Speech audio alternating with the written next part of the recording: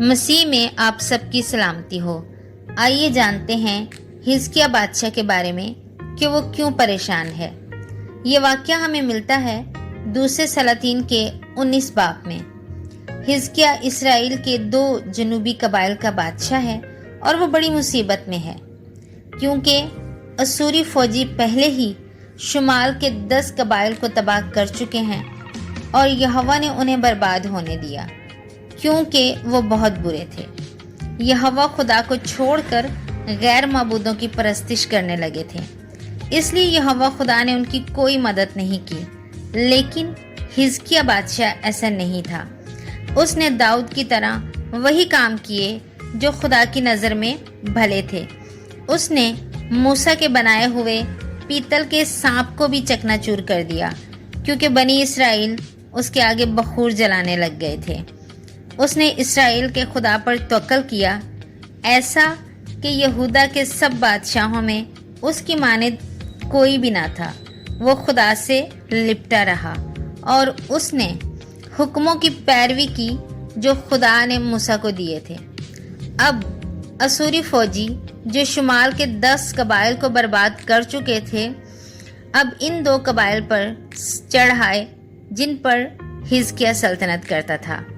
اسور کے بادشاہ نے حزقیہ بادشاہ کو دھمکی دی اور اس کو شکست تسلیم کرنے کے لیے کہا۔ حزقیہ بادشاہ نے جب یہ سنا تو اس نے اپنے کپڑے پھاڑے اور ٹاٹ اوڑھ کر خدا کے گھر میں گیا۔ حزقیہ نے کچھ ایلچیوں کو یسایہ نبی کے پاس بھیجا اور انہوں نے یسایہ نبی کے پاس جا کر حزقیہ کی بات انہیں بتائی تو یسایہ نبی نے ان سے کہا کہ خدا نے کہا ہے، میں ان میں ایک روح ڈالوں گا اور وہ ایک افواہ سن کر لوٹ جائیں گے۔ اب اسوریوں کے بادشاہ نے دوسرا دھمکی آمیز خط حزقیہ بادشاہ کو ارسال کیا۔